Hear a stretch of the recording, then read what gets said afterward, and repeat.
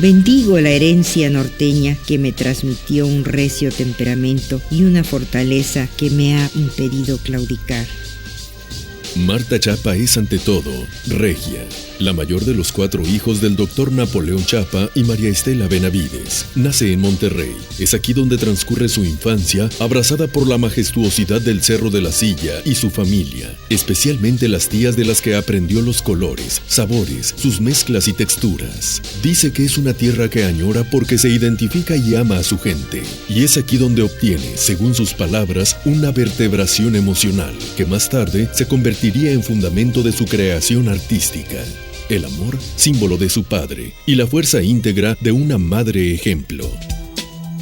Mi educación fue dura, difícil, en un mundo muy para hombres. Como paradoja, crecí cerca de mujeres que tuvieron un papel fundamental en mi formación y marcaron con su sabiduría y cariño mi vocación, mi destino.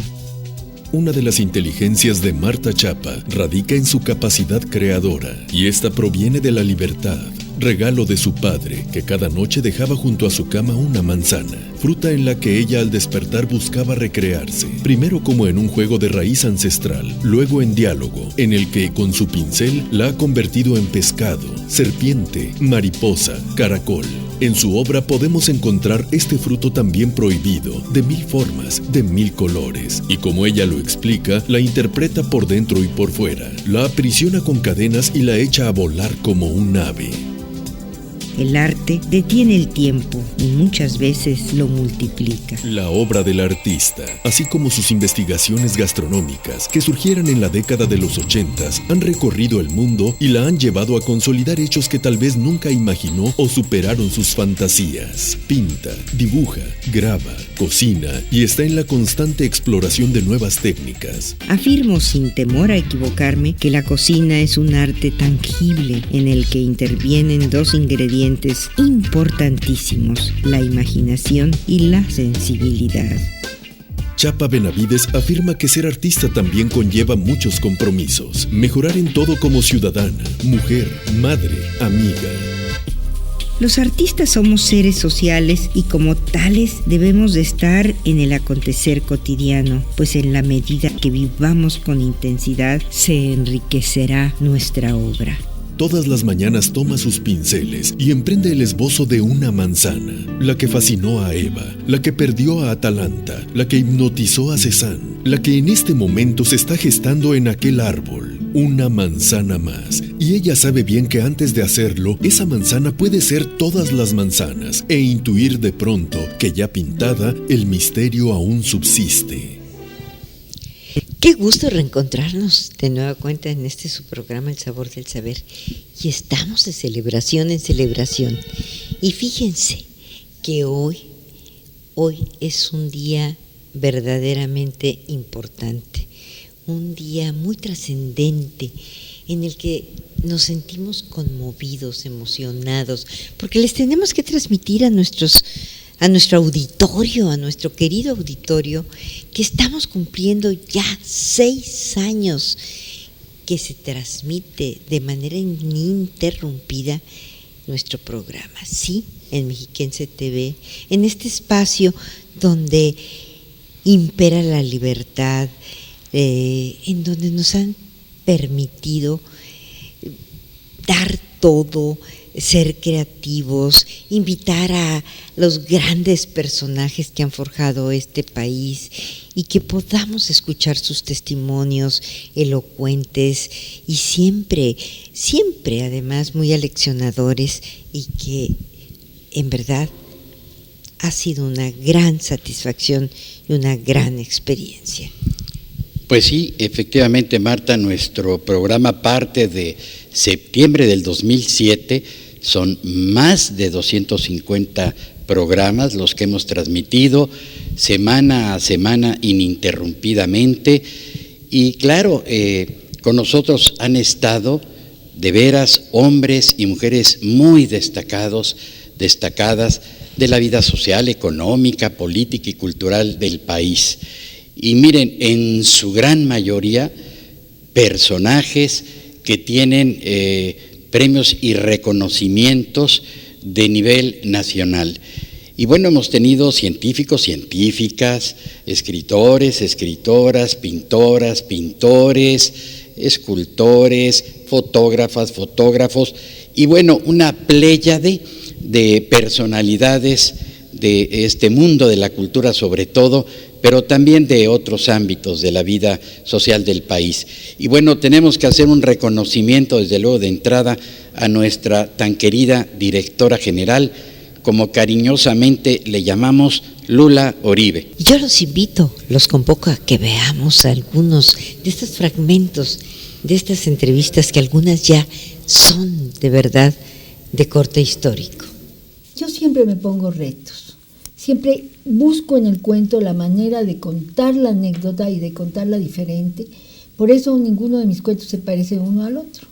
Lo cuento distinto, porque el chiste de un cuentista no es que se autoimite o imite a otros. Se repita, que eso es muy común. Muy común, incluso en los artistas, en todos.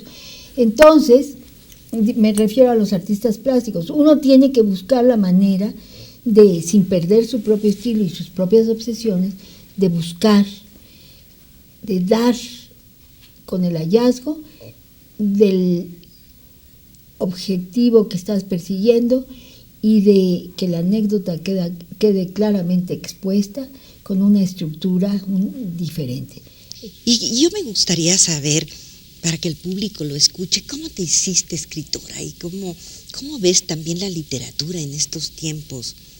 Mi papá era un gran lector, tuvo una pasión por la lectura que era muy llamativa. La casa estaba llena de libros por doquier, no era una casa en la que solo el librero, que era el centro de la casa, el librero grande de la sala, un librero enorme, no solo estaban los libros ahí, sino que había libros por todos sitios, en todos los cuartos había libreros, llegó a poner libros hasta arriba de las puertas porque no cabían los libros en ningún lado, construyendo más y más libreros por todos lados, y en su ropa misma siempre traía libros en el saco, en la bolsa del pantalón, y en la noche nos leía a las niñas. Ay, nos leía en voz alta. Padre. No, era una cosa increíble. Tenía una relación con nosotras niñas que era extraordinario y nos leía lo que él quería oír. No nos leía las cosas que se suelen leer para los niños. Nos leía Quevedo, nos leía Lope de Vega. Bueno, y eso fue tan solo una probadita, tenemos mucho más, así es que quédense con nosotros. Vamos a ir a una pequeña pausa, pero regresamos con ustedes.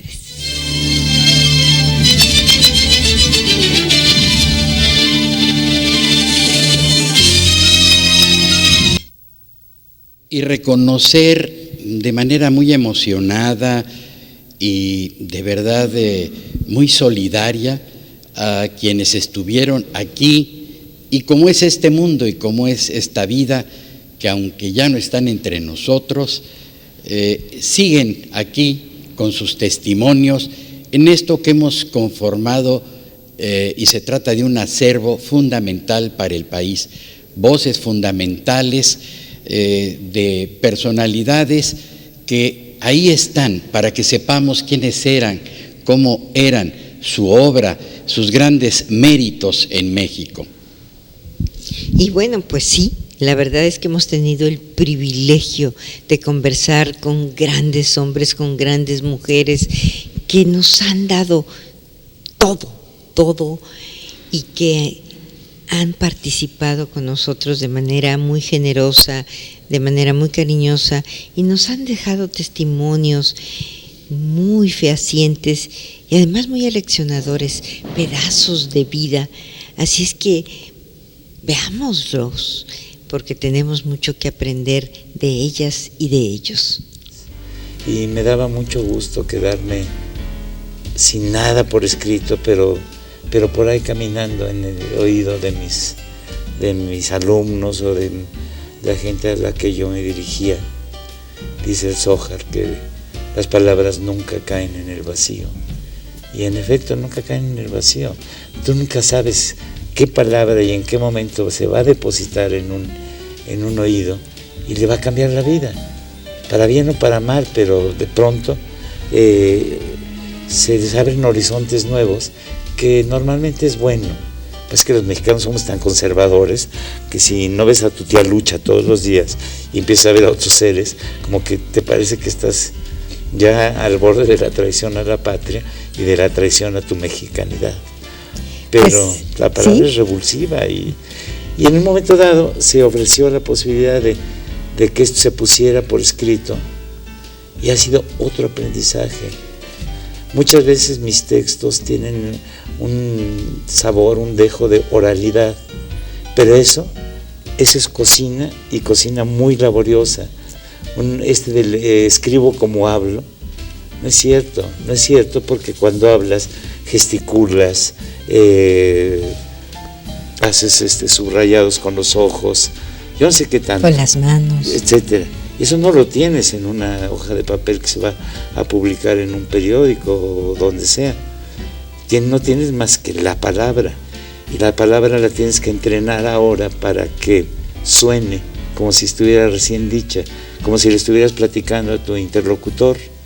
Pero eso implica mucho trabajo. ¿Qué piensas de la gastronomía de México? Hombre, pues yo doy la vida por unos chiles de nogada.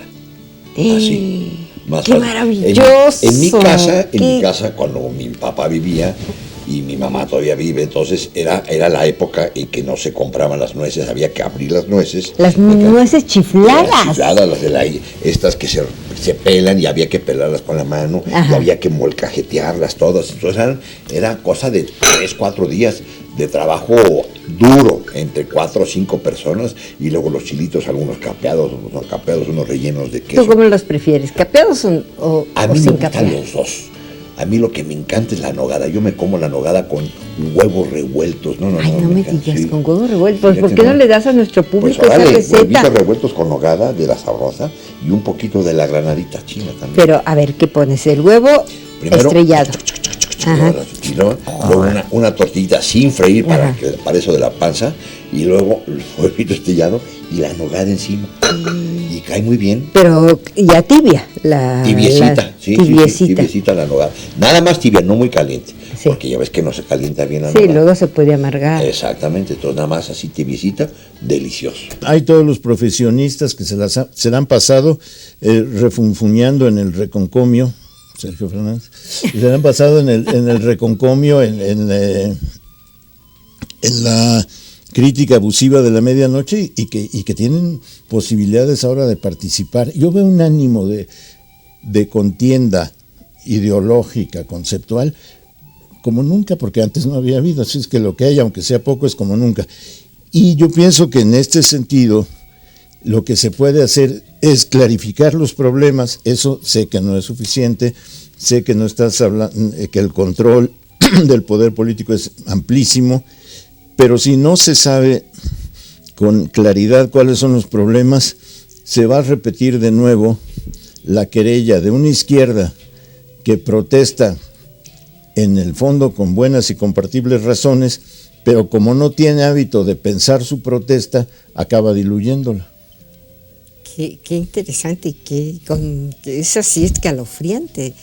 De veras Se que avanza, tenemos- Marta, yo no se soy avanza. tan pesimista. Qué bueno que No estoy yo tan pensé. pesimista. Mira, lo de News Divine, aunque tú digas que, aunque no se diga que es insuficiente, es un avance impresionante. Lo de la Policía de León es un avance impresionante. Sí, porque el que Sandoval Íñiguez tenga que devolver 30 de los 90 millones que le iban a ser concedidos es otro avance. Todo el tiempo